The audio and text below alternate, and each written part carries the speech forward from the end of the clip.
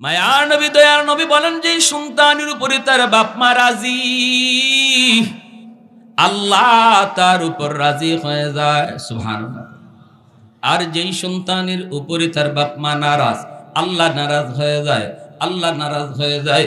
আপনি বাপ মারে খুশি না কইরা তামাম দুনিয়ার সমস্ত মানুষকে খুশি করলেন, বাপ মারে কষ্ট দিলেন, ফিরে খুশি করলেন, সবাই খুশি হলো, আল্লাহ খুশি এমন কোন হাদিস আমরা পাই না। হাদিস পেয়েছি বাপ মা খুশি থাকলে আল্লাহ খুশি। কে খুশি থাকলে আল্লাহ খুশি? বাপ মা যদি খুশি থাকে আল্লাহ খুশি। দুনিয়ার সমস্ত মানুষ তোমারে ভালো জানলো, কিন্তু মা তোমারে খারাপ জানলো, বাবা তোমারে খারাপ জানলো। ঘরের ভিতরে তুমি আচরণ খারাপ করো, বাহিরে গেলে ভালো করো। সমাজের মানুষ তোমাকে ভালো জানে, কিন্তু বাপ মা তোমারে খারাপ জানে। যদি বিষয়টা এমন হয় রে গোলাম, তাহলে ভালো করে কান সোজা করে শুনে রেখো। বাপ মা যদি খারাপ জানে, আল্লাহ বলেন আমিও তোরে খারাপ জানি। তামাম দুনিয়ার সমস্ত মানুষ যদি তোমাকে ভালো জানে, আমি আল্লাহ ভালো জানি না, খারাপ জানি, কারণ বাপ মা তোমাকে খারাপ জানি। এজন্য বাপ মার মনে কষ্ট দেওয়ার, বাপ মারে নারাজ কইরা তামাম দুনিয়ার মানুষে খুশি করলো, আল্লাহ খুশি না। ফিরের দরবারে গরু নিয়ে যাও, হাতি নিয়ে যাও, তুমি মহিষ নিয়ে যাও, অসুবিধা নাই। মারে খুশি রেখে যাওয়া লাগবে, বাবারে খুশি কইরা যাওয়া লাগবে। একালি কমলা নিয়ে মারে তুমি খুশি করতে পারো, বাবারে খুশি করতে পারো। বাজার থেকে একালি কমলা কিনে যদি তুমি মার কাছে যাও, মা আজ কমলাটা তোমার জন্য এনেছি। বাপ মারে অল্প কথায় খুশি করা যায়। আম্মা কইয়া মুখটা বইরা ডাক দিলে মা খুশি হয়ে যায়। আব্বা মুখটা বইরা বাবারে ডাক দিলে বাবার দিল খুশি হয়ে যায়। কারণ সন্তান যত বড় হোক বাপ মার কাছে বড় হয় না, সর্বদা ছোটই থাকে। যত বেশি বেশি মুখ বইরা আব্বা আব্বা কইয়া ডাকবা, যত বেশি আম্মা আম্মা কইয়া ডাক দিবা, তত বেশি বাপ মা তোমার উপর খুশি হবে। আর আল্লাহ বলে বান্দারে, যখনই তোর মার দিলটা খুশি হলো, আমি আরশের মালিক খুশি হয়ে গেলাম। আমি আরশের মালিক রে তুমি খুশি করে নিছ। মা কমলাটা পাইয়ে খুশি হয়ে যাবে, খুশি। সন্তান তোমার সন্তানকে নিয়েই মা খাবে, তোমার সন্তানকে নিয়েই বাবা খাবে। এই কমলাটা সন্তানের হাতে আগে দিও না, স্ত্রীর হাতে আগে দিও না, মার হাতে আগে দাও, বাবার হাতে আগে দাও। কারণ এই মা এই বাবা তোমার সন্তান ফেলায়া খাবে না। কমলাটা সুলাই নাতিরে ডাক দিবে, নাতিনরে ডাক দিবে, তাদের মুখে আগে দিবে। কিন্তু মার কথা ইয়াদ করার কারণে মার কলিজা খুশি হয়ে গেছে। আমার সন্তান বাজারে গিয়ে আমি মার কথা ভুলে নাই, আমি বাবার কথা ভুলে নাই। মার ঔষধ লাগবে, ঔষধটা আগে আইনে মার হাতে দিছ, মা খুশি হয়ে গেছে।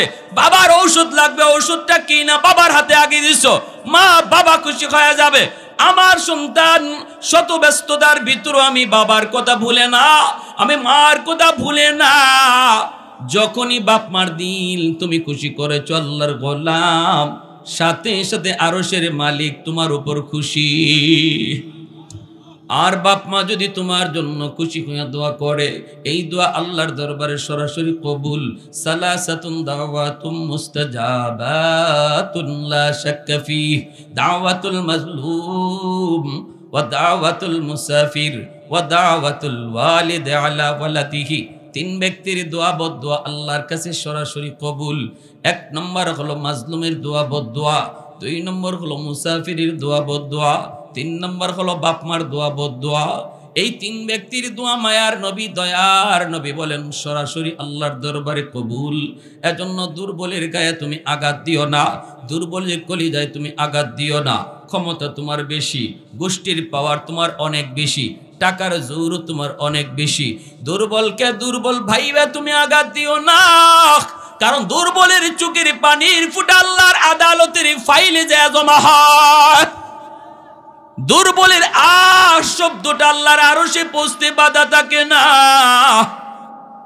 দুর্বল মানুষের শব্দের আহাজারি আল্লাহর আরশে পৌঁছে যায়। এজন্য দুনিয়ার মামলা দুনিয়া শেষ করো, আল্লাহর আদালতে মামলা নিয়ে কেউ উইটো না।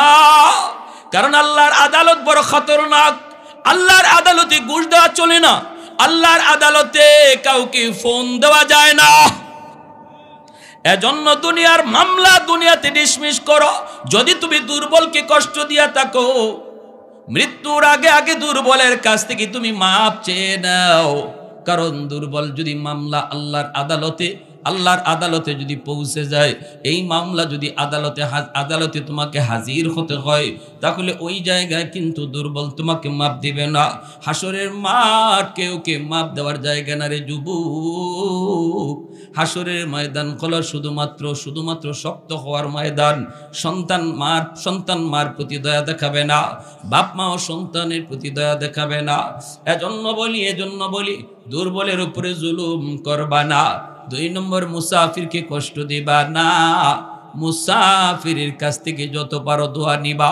কারণ মুসাফিরের দোয়া যদি তোমার জন্য অন্তর থেকে বের হয়, এই দোয়া আল্লাহর আদালতে আল্লাহর দরবারে সরাসরি পৌঁছে যায়।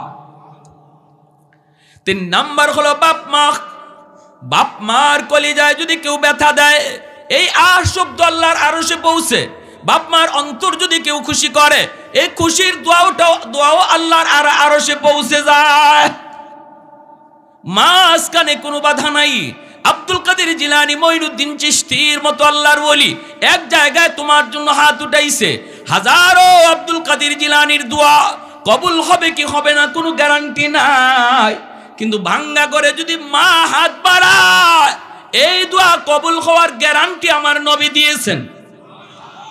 সুবহানাল্লাহ, জোরে কর। বাবা যদি তোমার জন্য হাত উঠায়, এই দোয়া কবুলের গ্যারান্টি আমার মায়ার নবী দিয়েছেন। অতএব শোনো সাবধান, যেই সন্তানের উপরে বাপ মার দোয়া থাকে। 1 নাম্বার ফায়দা, দুনিয়ার আল্লাহ পাক তার হায়াতের ভিতরে আল্লাহ বরকত বাড়ায় দেয়। 2 নম্বর, আল্লাহ তার রিজিকের মধ্যে বরকত বাড়ায় দেয়। 3 নাম্বার, আল্লাহ পাক তার সন্তানকে মানুষের মতো মানুষ বানায় দেয়। আর যদি বাপ মার বদদোয়া থাকে সন্তানের উপর, 1 নাম্বার ক্ষতি হলো দুনিয়ার হায়াতের বরকত আল্লাহ কেড়ে নেয়। 2 নম্বর হলো রিজিকের বরকত আল্লাহ কেড়ে নেয়। কেন তুমি ব্যবসায় সফলতা পাও না? কেন তুমি চাকরিতে প্রমোশন পাও না? কেন তোমার চাকরি হয় না? কেন তোমার রুজির ব্যবস্থা তোমার হয় না? গন্ডগোল কোন জায়গায় তুমি খুঁজ করে লাগাও। তোমার জীবনের পাওয়ার হাউস হলো বাপ মা। সন্তানের জীবনের পাওয়ার হাউস হলো বাপ মা। কারেন্টের এই লাইট এখানে লাগাইলাম, ফ্যান এখানে লাগাইলাম, লাইট যদি জ্বালাইতে হয়, ফ্যান যদি ঘুরাইতে হয়, পাওয়ার হাউস থেকে লাইন ওকে করা লাগবে, তাহলেই তো লাইট জ্বলবে, ফ্যান ঘুরবে। তোমার আমার জীবনেও আল্লাহ কিছু বাতি লাগায় দিছে, আল্লাহ জ্বালায় দেয় নাই। জ্বালানো তোমার আমার দায়িত্ব। বাপ মা হলো পাওয়ার হাউস, ওখান থেকে যদি তুমি লাইন ওকে করে নাও, জিন্দেগির বাতি আল্লাহ জ্বালায় দিবে। গন্ডগোল কোন জায়গায় যুবক? কেন তুমি পড়ালেখায় উন্নতি পাও না, রেজাল্ট তোমার ভালো হয় না? দেখো মার কলিজায় ব্যথা আছে কিনা, বাবার কলিজায় ব্যথা আছে কিনা তুমি খবর লাগাও। বনু তামিম গোত্রের একজন যুবক আমার মায়ার নবীর কাছে আইসা বলতেছে, ইয়া রাসূলুল্লাহ, আমি বড় পেরেশান গো নবী, আমাকে আপনি শান্ত করুন। আল্লাহর নবীর কাছে আইসা যুবক কাঁদতেছে, চোখের পানি ঝরায় ঝরায় কাঁদতেছে। এইবার মায়ার নবী, দয়ার নবী বলেন, যুবক কি তুমি তোমার পেরেশানি একটু বলো। যুবক বলতেছে, মায়ার নবী গো, আমি আমার বাপ মার গর্বে একমাত্র সন্তান, অভাবের সংসার, বাবা কষ্ট করে করে সংসার চালাইছেন, আমি লেখাপড়া করতে পারি নাই গো নবী। শিশুকালেই আমি কাজে লেগে গেলাম, কিন্তু আমি সফলতার মুখ দেখতে পাই নাই, টাকা পয়সার মুখ দেখি নাই। এই অবস্থায় আমি দেখেছি কত রাত কত দিন আমার মা না খাইছিলেন, আমার বাবা তিনি না খাইছিলেন। কখনো মা নিজে না খাইয়া আমাকে কোনো রকম খানার ব্যবস্থা করে দিছেন। বড় কষ্ট করে সংসার চলাইলেন। আজ আল্লাহ আমাকে অনেক পয়সার মালিক বানাইছে, অনেক সম্পদের মালিক আল্লাহ আমাকে বানাইছে। পয়সা করির কোনো অভাব নাই, কিন্তু মার সেবা করার সুযোগ আল্লাহ কেড়ে নিয়েছে, বাবার সেবা করার সুযোগ আল্লাহ কেড়ে নিয়েছে। আমার মা শেষ বয়সে চিকিৎসা করাইতে পারি নাই, আমার আব্বারে আমি চিকিৎসা করাইতে পারি নাই গো নবী। আমার আব্বা আম্মা দুজন আজকে কবরে চলে গেছে, পয়সার কোনো অভাব আমার নাই, কিন্তু বাপ মার সেবা করার সুযোগ নাই, বাপ মার সেবা করার সুযোগ নাই, তারা তো কবরে। ওগো নবীজি আমি এখন পয়সা দিয়ে কি করব? রাতের বেলা ঘুমাইতে গেলে ঘুম ধরে না, পয়সা করে হাতে নিয়ে আমি চোখের পানি ধরে কান্দি। হায় রে পয়সা, তুই ধরা দিলে ঠিক, কিন্তু সময় মতো আসলি না। ওগো নবীজি আমি জানতে চাই আমার আব্বা আম্মা যদিও কবরে, তবুও কি তাদের সেবা করার কোনো সুযোগ আছে কিনা? আল্লাহ নবী রহমতের নবী বলেন, যুবক এখনো তোমার সেবা করার সুযোগ রয়েছে রে, যদি তুমি 5টা কাজ করো। সুবহানাল্লাহ। কয়টা কাজের কথা নবী বলেছেন? আর একটু জোরে বলেন, কয়টা কাজের কথা? মনোযোগ দিয়ে শুনবো ইনশাআল্লাহ। 5টা কাজ আমার নবী বলেছেন। আজকে আমার বাবা মা দুনিয়াতে আছেন, আজ রাতেই আমি থাকলে তাদেরকে খুশি করে নিব। জানি না আমার জীবনের শেষ রাতে এই রাত কিনা। আমার জীবনের সফলতা যদি চাই, তাদেরকে আজ রাতেই খুশি করব। আর যদি দুনিয়ায় না থাকে, আমার করণীয় কি? আমার করণীয় কি? একটু মনোযোগ দিয়ে শুনব। আমার নবী নিজে বলতেছেন, যুবক 1 নম্বর হলো আসসালাতু লাহুমা, তাদের জন্য বেশি বেশি করে তুমি দোয়া করো। যেই দোয়াটা আল্লাহ কোরআনের মাধ্যমে শিখাইছেন। পবিত্র কোরআনুল কারীমের সূরা বনী ইসরাঈল আল্লাহ বলেন, ওয়াকুর রাব্বির হামহুমা কামা রাব্বায়ানি সগীরা। আমার সাথে সবাই পড়েন, রব্বির হামহুমা কামা রাব্বায়ানি সগীরা। ও মালিক, আমার আব্বা আম্মার উপরে তুমি রহম করো, যেইভাবে শিশুকালে আমার মা আমার বাবা আমার উপর রহম করেছেন। শিশুকালের কথাটা আল্লাহ পাক উল্লেখ করে দিয়েছেন। উল্লেখ, এই দোয়া কিন্তু শিখাইছেন আল্লাহ। কে শিখাইছেন? জোরে বলেন, কে? দোয়া কবুল করবে কে?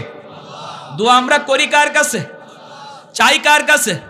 আল্লাহর কাছে চাইলে ইবাদত হয়, মাজারে গিয়া চাইলে শিরিক হয়। ঠিক কিনা? জোরে কোন? চাওয়ার জায়গা মাজার নাকি আল্লাহ? চাওয়ার জায়গা দরগা নাকি আল্লাহ? সন্তান চাইব কার কাছে? ধন দৌলত কার কাছে? শান্তি চাইব কার কাছে? ছেলে সন্তান দে আল্লাহ, মেয়ে সন্তান। আওয়াজ আসতে কেন? আরো জোরে। তাহলে মেয়ে সন্তান হইলে পরে স্ত্রীর উপরে রাগ করেন কেন? হ্যাঁ, কেউ রাগও করে, কেউ বাপের বাড়ি ফাটাইয়া দেয়, আবার কেউ তালাক দিতেও দেরি করে না। এমন ঘটনাও ঘটেনি না? ঘটে না? যেই মানুষটা মেয়ে সন্তান হইলে পরে স্ত্রীর উপরে টর্চারিং করে, তার ইমান নাই। তার কাজে বুঝাইলো তার ইমান নাই, সে যেন কাজে কর্মে বুঝাইতে চায় সন্তান। ছেলে সন্তান দেয় আল্লাহ, মেয়ে সন্তান দিছে আমার বউ। ইমান আছে না গেছে? জোরে কর। মুখে খালি কইলইব, কাজে যা বুঝাইতেছি এটার না আসল। তাহলে মেয়ে সন্তান হলে আপনি কাউরে খবর দেন না, ছেলে হইলে গরু খাওয়ান। এটা কি? আল্লাহর কাছে চাইলে ইবাদত হয়, গায়রুল্লাহর কাছে চাইলে শিরিক হয়। ঠিক কি না? এজন্য ভাইয়েরা বন্ধুরা, আল্লাহ পাক রব্বুল আলামিন দোয়া নিজে শিখায়া দিতেছেন। আল্লাহ দোয়া নিজে শিখায় দিতেছেন। যিনি দোয়া কবুল করবে, তিনি যদি দোয়া শিখায় দেয়, তাহলে বোঝা গেল আর কোন দোয়া কবুল হোক না হোক, এই দোয়াটা কবুল হবে 100%। ফ্যাক্টরি মালিক চাকরি আবেদন, চাকরির বিজ্ঞপ্তি দিল, অসংখ্য অগণিত মানুষ চাকরির জন্য আবদার করলো। একজন মানুষকে যদি ফ্যাক্টরির মালিক দেইকা ডাক দেয়, ও মিয়া তুমি কেন আসছো? আসছি আপনার ফ্যাক্টরিতে চাকরি করার জন্য, দরখাস্ত লেখবা বুঝি? বলে হা। মালিক যদি কয় আমার কাছে কেমনে দরখাস্ত লিখতে হয় আমি তোমাকে শিখাইয়া দেই, এই বইলা মালিক যদি সে নিজেই দরখাস্ত শিখাইয়া দেয়, তাহলে বোঝা গেল আর কারো চাকরি হোক না হোক তারটা হবে 100%। আল্লাহ পাক কয়, বান্দা শিশুকালে তোমার মা তোমার বাবা কি পরিমাণ মায়া তোমারে করলো, কি পরিমাণ আদর, কি পরিমাণ সেবা, কি পরিমাণ মহব্বত তোমাকে করলো, তোমার ইয়াদ না থাকলো আমি আল্লাহর সব মনে আছে, আমি আল্লাহ সব দেখেছি। অতএব বান্দা মনে রাখো, আমি আল্লাহর কাছে যখনই তুমি বাপ মার জন্য দোয়া করবারে, সাথে সাথে তুমি শিশুকালের কথাটা ইয়াদ করাইয়া দিও। তুমি বইল মালিক, শিশুকালে আমার আব্বা আম্মা আমাকে যেই রকম মায়া করছেন, আমাকে যেই রকম আদর করছেন, আল্লাহ তুমি আজ আমার আব্বা আম্মারে ওই রকম মায়া কইরো, আদর কইরো। একটা ঘটনা শুধু বলি, অনেক বাপ মা আছে, অনেক বাবা আছে, অনেক মা আছে কষ্ট করে করে সন্তানকে লেখাপড়া করায়। অনেক বাবা আছে যেই বাবা কাজ করে কইরা, দিন মজুরি কাজ করে করে সন্তানরে লেখাপড়া করায়, কিন্তু এই সন্তান বড় হওয়ার পর বড় অফিসার হইয়া বাপ মা ভুলে যায়। নোয়াখালী আসেনি না নাই? আসেনি না নাই? জোরে কোন? বাস্তব একটা ঘটনা বলি শুনোরে যুবক। কুমিল্লা শহরের একটা বাস্তব ঘটনা। বিশ্ব মা দিবস পত্রিকার মধ্যে অনেক সময় অনেক মানুষ তার জীবনের ব্যক্তিগত ইতিহাস লিখে। যুবক তার জীবনের কথা লিখতে যেয়ে বলল, কুমিল্লা শহরের পাশে একটা গ্রামে আমার জন্ম। আমার বাবা আমাকে রিক্সা চালায় চালায় তিনি আমাকে লেখাপড়া করাইছেন।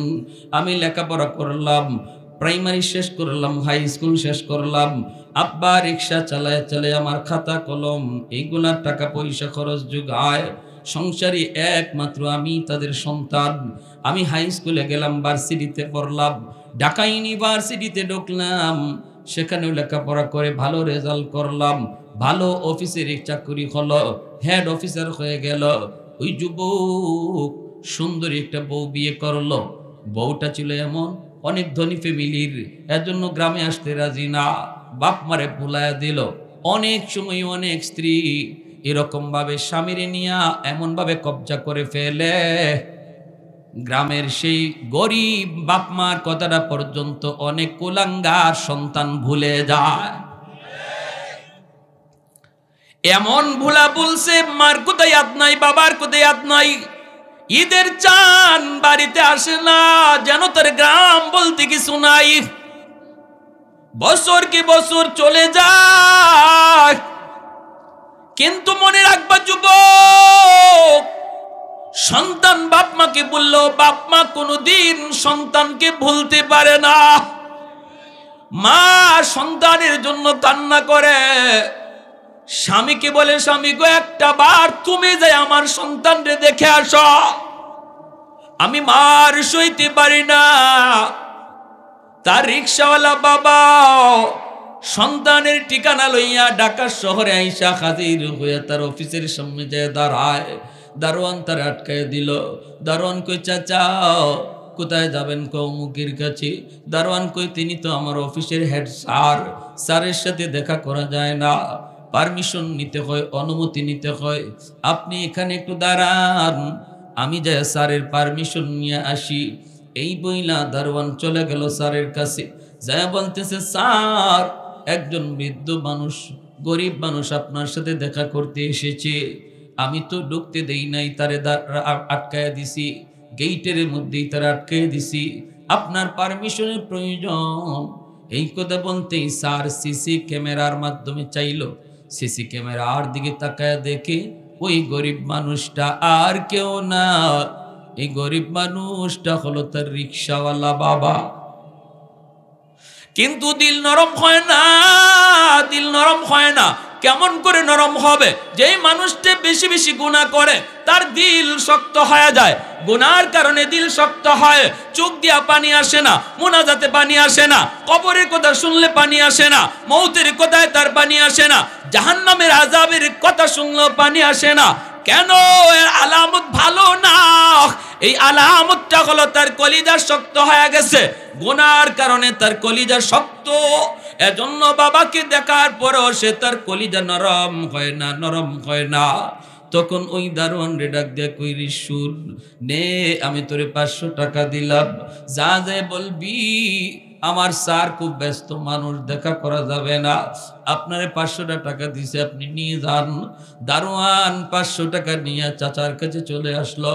আইসেই বলতেছে, চাচা যান, আমার স্যার খুব ব্যস্ত মানুষ, দেখা করা যায় না, আপনাকে 500টা টাকা দিছে, আপনি নিয়ে চলে যান। এই কথা বলতেই বাপে কয় বাজান রে, মনে হয় তোমার স্যার আমার পরিচয় জানে না। বাবা তুমি যা বলো, আমি ভিক্ষুক না, আমি ভিখারি না, আমি সাহায্য নিতে আসি নাই। আমি আসছি আমার সন্তানের চেহারা এক নজর দেখার জন্য। তার মা অসুস্থ, আমাকে পাঠাইছে এক নজর চেহারাটা দেখার জন্য। দারোয়ান অবাক হয়ে গেল। দারোয়ান কই চাচা কোন কি আপনি? তাহলে আপনি আমার স্যারের আব্বা? বলে হ বাবা, আমি তোমার স্যারের বাবা। যে একটু পরিচয় দাও। এমনি দারোয়ান আরো হাউমাউ করে কান্না শুরু করলো। দারোয়ান কই চাচা যান, আমার স্যার আপনার সিসি ক্যামেরায় দেখছে এবং চিনছে। আপনারে শুধু ভিখারি যাই না 500 টাকা দেয় নাই, আপনারে চিন্না 500 টাকা পাঠাইছে। এই কথা বলতেই দুঃখী বাবা, অভাবী বাবা, চেহারার মধ্যে দারিদ্রতার ছাপ, বাঁকা হয়ে গেছে। রিক্সা চালাইয়া দাঁড়ানো থেকে বাবা মাটিতে বসে যায়। আর চোখের পানিটা মুছতে মুছতে রওনা দেয়। আর কই বাবা আমার টাকা লাগবে না, তোমার স্যারের কাছে টাকাটা দিয়ে দিও, আমি সাহায্য দিতে আসি নাই রে বাবা। এই বইলা বাবা রওনা দিছে। এইদিকে মা স্বামীর অপেক্ষায় দাঁড়ায় রইছে।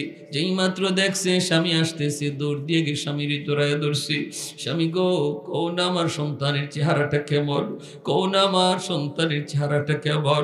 তখনই বাবা চোখের পানিটা চাইরা কয়, ও বিবি তোমার ছেলে আজকে মস্ত বড় অফিসার, ঢাকা শহরের মস্ত বড় অফিসার। বাবার পরিচয় দিতে চায় না, আমাকে চিনে পরিচয় দেয় না, সময় নাই। 500 টাকা পাঠাইছে, আমি বলছি আমি সাহায্য নিতে আসি নাই। মা দাঁড়ানো থেকে মাটিতে বসে পড়েছে, কলিজা থেকে শব্দ বের হয়ে গেছে। ভাইয়েরা বন্ধুরা, কিছুদিন পর মা আরো অস্থির হয়ে গেছে। মায়ে কই স্বামী গো, আমি হয়তো মরে যাব, আমার একটা বার দেখো। এই সন্তানের জন্য আমি মা কত রাত মাতার পাশে দাঁড়ায় দাঁড়ায় পাহারা দিছি, কত রাত আমি মা খাই নাই। আমাকে একটা নজর দেখাও, আমাকে নিয়ে চলো। মা সহ আসছে, তবু দারোয়ান পর্যন্তই এখান থেকেই ফেরত যাওয়া লাগছে। মা আজ যাইয়েই তিনি অসুস্থ হয়ে গেলেন, বিছানায় পড়ে গেলেন। সন্তান এত বড় অন্যায় করেছে, এত বড় অপরাধ করেছে। এই ছেলে রমজান মাস গুলশান বাসা নিয়ে থাকে, অনেক দামি এলাকায় বাসা নিয়ে বউ নিয়ে থাকে। আর আজাদ মসজিদ, এখনো গুলশান আজাদ মসজিদ, ওই আজাদ মসজিদে জুম্মার নামাজ পড়ান যাত্রাবাড়ির হযরত দামাত বারকাতুহুম, হযরত মাওলানা মাহমুদুল হাসান দামাত বারকাতুহুম, আল্লাহর ওলি। তিনি সপ্তাহে 2 দিন তিনি জুম্মার নামাজ পড়ান। জুম্মার নামাজ পড়ান রমজান মাস যেই জুম্মায় ওই যুবক মসজিদে ঢুকলো জুম্মার নামাজ পড়ার জন্য, ওই জুম্মার মিম্বরে বসেছিলেন যাত্রাবাড়ির হযরত আল্লাহর ওলি। আল্লাহর ওলির ওই দিনের আলোচনা ছিল বাপমার সেবা করা, বাপমার কদর। এই বয়ানটা শুনলো, আল্লাহর ওলির দরদ মাখা কথাগুলি শুইনা যুবকের কলিজায় গিয়ে হিট করলো।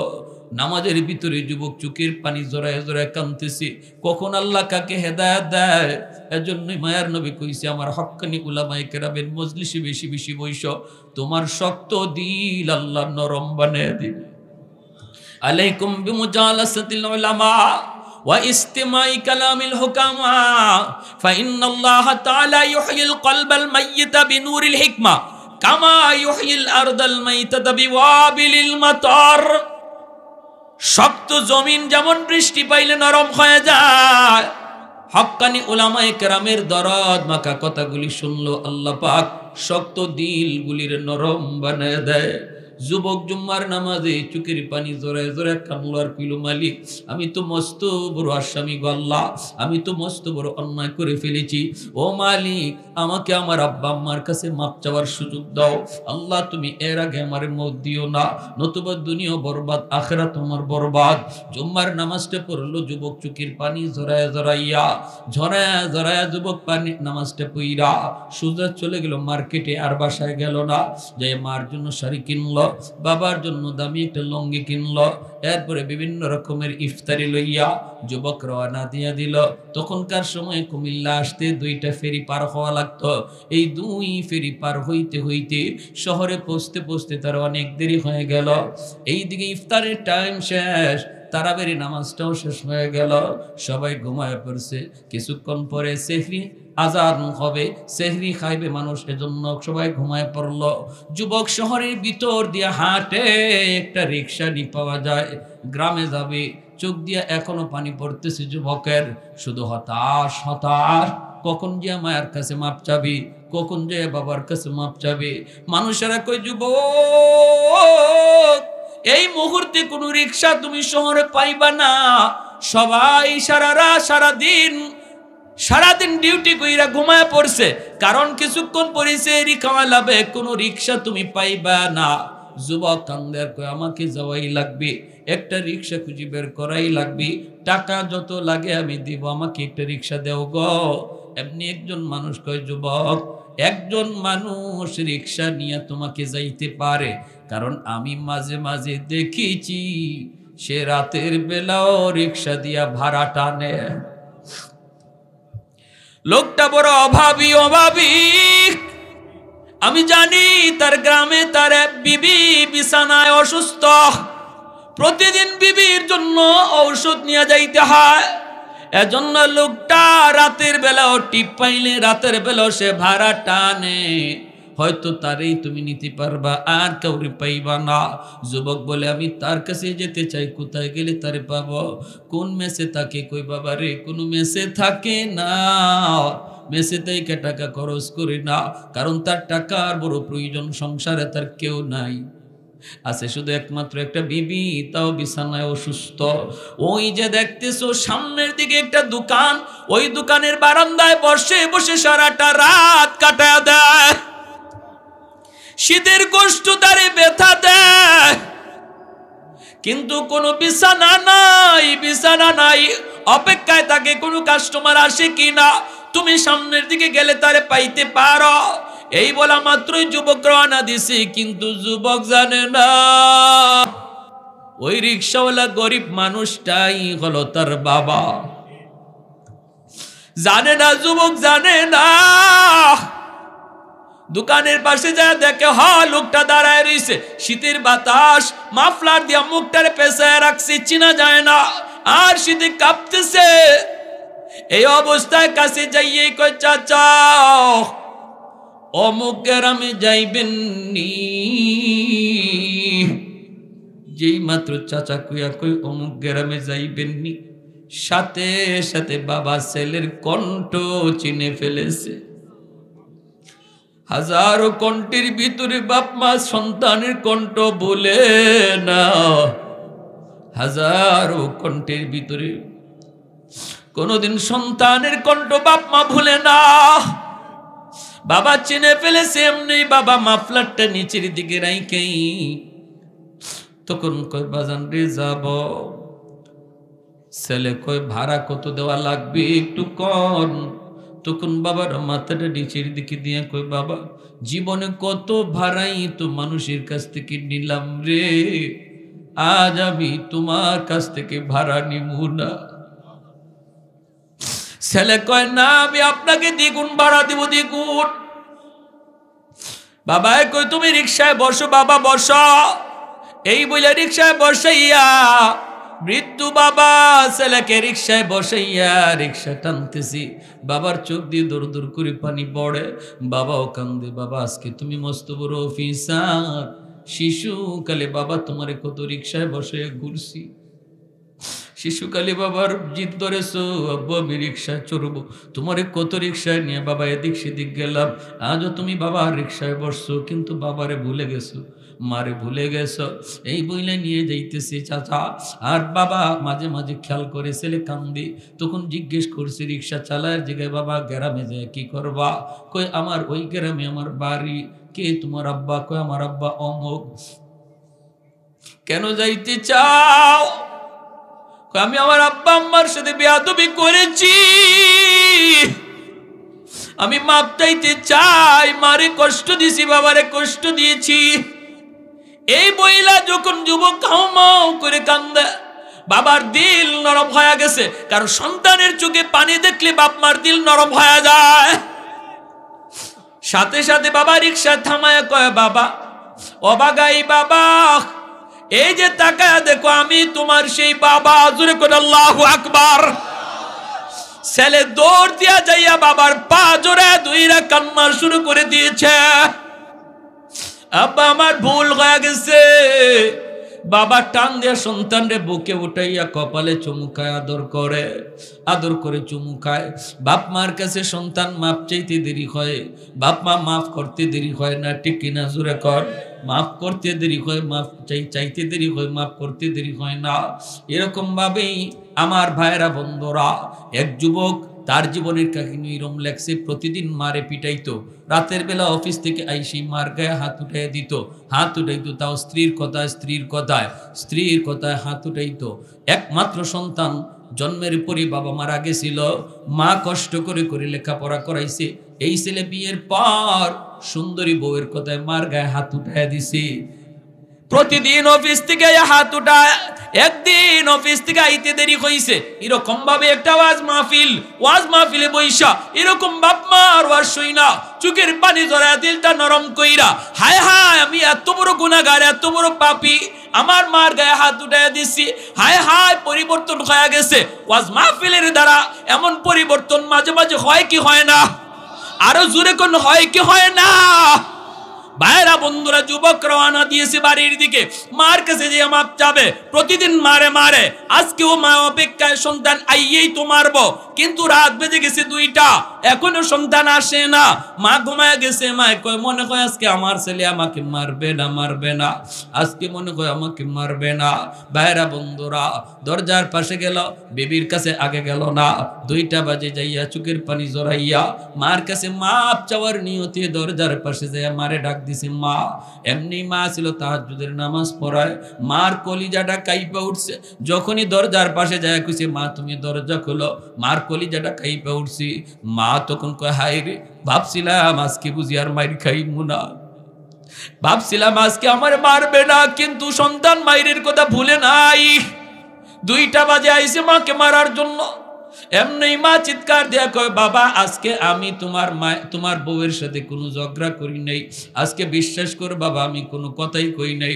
মারে তুই আজকে মারিস না বাবা, গতকালকের মাইরে এখনো পিঠে দাগ আছে। ছেলে কই, মা গো তুমি দরজা খোলো, আমি মারতে আসি নাই গো মা যেই মাত্র দরজা খুলছি, সন্তান লাফ দিয়ে আগে আমার পা দুইরা কান্না শুরু করছে। মার দিল নরম হয়ে গেছে, মা কোলে নিয়ে আনিছে। এজন্য যুবক, যদি অন্যায় তোমার দ্বারা হয়ে থাকে, আজ রাত ঘুমায়ও না, ঘুমাইবার আগে যে পা দুইয়া মাপ চাও। মার পা ধরতে দেরি, বাবার পা ধরতে দেরি, তাদের দিল নরম হতে দেরি হয় না। যখনই তাদের দিলটা খুশি হয়ে যাবে, আল্লাহ তোমার উপরও খুশি হয়ে যাবে। ভাইরা বন্ধুরা, ওই যুবক দূর দিয়া গিয়া মায়ের কাছে যে আম্মা কয়া ডাক দিতে দেরি হয়েছে। অসুস্থ মা বিছানা থেকে সুস্থ হতে দেরি হয় না।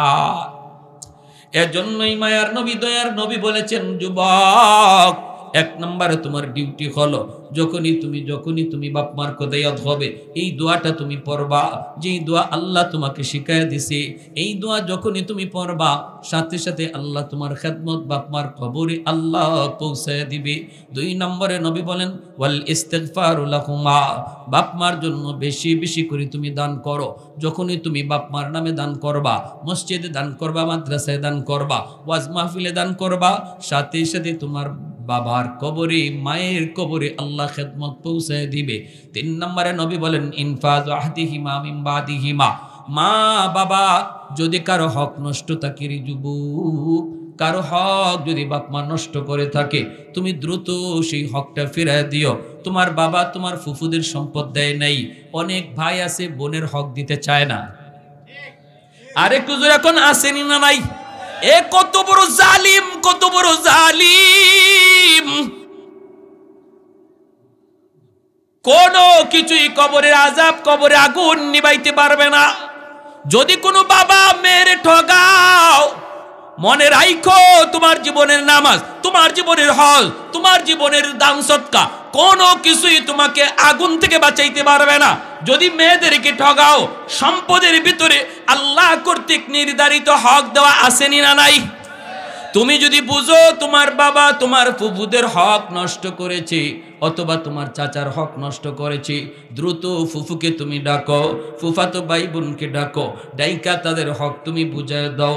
যখনই তাদের হক তুমি বুঝায়া দিবা, যখনই তোমার বাবার কাছে কেউ পাইতো পাওনা তুমি পরিশোধ করবা, সাথে সাথে আল্লাহ বাবার কবরে তোমার খেদমত পৌঁছায় দিবে। 4 নম্বর সিলাতুর রাহমিল্লাতি লা তুসালু ইল্লা বিহিমা। 4 নম্বরে নবী বলেন তোমার বাবা মার আত্মীয় স্বজন যারা আছে, হাদিস থেকে বলছি, 5টা আমল ইয়াদ রাখবেন। নবী বলেন 4 নম্বর তোমার মা বাবার যারা আত্মীয় স্বজন, রক্তের যারা মানুষ, বাবার রক্তের মানুষ হলো দাদা, বাবার রক্তের মানুষ হলো দাদি, বাবার রক্তের মানুষ হলো চাচা, বাবার রক্তের মানুষ হলো চাচি, বাবার রক্তের মানুষ হলো ফুফু, বাবার রক্তের মানুষ হলো ফুফা, বাবার রক্তের মানুষ হলো চাচাতো ভাই বোন, ফুফাতো ভাই বোন। ওদের সাথে তুমি খবর ভালো রাখবা, সম্পর্ক তুমি ভালো রাখবা, তাদের সাহায্য করবা, তাদের পাশে তুমি থাকবা। যখনই তুমি বাবার রক্তের মানুষগুলির খবর তুমি নিবা, আল্লাহর নবী বলেন সাথে সাথে তোমার বাবার কবরে আল্লাহ পাক তোমার খেদমত পৌঁছায় দিবে। মা নাই কিন্তু মার রক্তের মানুষ আছে, মার রক্তের মানুষ হলো মামা, মার রক্তের মানুষ হলো খালা। মামার খবর নেও, নানার খবর নেও, খালার খবর নেও। যখনই তুমি খালাকে একটা ফোন দিয়ে কইবা খালা গো তুমি কেমন আছো, ও খালা তুমি ভালো আছো নি, মামা তুমি ভালো আছো নি, নবীর হাদিস যেন তুমি মার কবরে ফোন লাগাইছো, সুবহানাল্লাহ, যেন তুমি মায়ের কবরেই ফোন লাগাইছো, খালারে ফোন দেও নাই, যেন মার কবরেই ফোন লাগাইছো, মার কোথায় তুমি জিজ্ঞেস করতেছো। আল্লাহ নবী কয় তোমার খেদমত মার কবরে আল্লাহ পৌঁছায় দিবে। 5 নম্বর ইকরামু সাদিকিহিমা মিন বাদিহিমা, বাবা মার যারা বন্ধু বান্ধব, দুনিয়াতে বাবা যাদের সাথে চলতো, আজ তোমার বাবা দুনিয়ায় নাই কিন্তু বাবার বন্ধু বান্ধব আছে, বাবা যাদের সাথে চলতো ওই মানুষগুলি আছে, ওদেরকে পাইলে পরে বাবার মতো শ্রদ্ধা কইরা। বাবার কোনো বন্ধুকে পাইলে, বাবার বয়সের কোনো মানুষ পাইলে বাবার মতো তুমি শ্রদ্ধা কইরো রে যুবক। যখনই তুমি ডাক দিবা বাবা চাচা জান কে চাচা, আব্বা আজ দুনিয়ায় নাই, আব্বা থাকতে আপনি কত আমাদের বাড়িতে আসছেন, চাচা আসেন না একটা চা খাইয়া যান, চাচা আসেন না একটা পান খাইয়া যান। চাচার ওই বন্ধুকে যখনই তুমি একটু ডাক দিবা, যখনই তারে ঈদের দিনে একটা লুঙ্গি কিনে দিবা, একটা কাপড় কিনে দিবা, মায়ার নবী দয়ার নবী বলেন সাথে সাথে তোমার বাবার কবরে আল্লাহ খেদমত পৌঁছায়া দিবে। মা দুনিয়ায় নাই কিন্তু মার বান্ধবী আছে, মা যাদের সাথে চলতো এই মহিলাগুলি আছে, মার বয়সের মানুষগুলি আছে, ওদেরকে দেখলে পরে মার মতো শ্রদ্ধা কইরো, তাদেরকে দেখলে পরে মার মতোই সেবা কইরো, আল্লাহ পাক মার কবরে তোমার সেবা পৌঁছায় দিবে। যেরকম সুবহানাল্লাহ। এইগুলো মায়ার নবী 5টা কাজের কথা বলেছেন একজন যুবককে সামনে রাইখা। কয়জন যুবক? জোরে বলেন কয়জন? শ্রোতা একজন, বক্তাও একজন। শ্রোতা একজন, বক্তাও একজন। বক্তা হলেন আমার নবী, মায়ার নবী, রহমতের নবী, আর শ্রোতা হলো বনু তামিম গোত্রের একজন যুবক। এ যুবক, যৌবন কালটা অনেক দামি, অনেক দামি। যৌবন কালটাই হলো আল্লাহর ওলি হওয়ার বয়স। এজন্য যৌবন কালে তুমি যদি আল্লাহকে খুশি করতে পারো, যৌবনে আল্লাহ তোমাকে ওলি বানিয়ে দিবে। এজন্য আমার ভাইয়েরা কথা শেষ, 5টা কাজ করলে পরে বাপ মার কবরে সেবা পৌঁছায় দেয় কে? আর একটু জোরে বলেন না কে?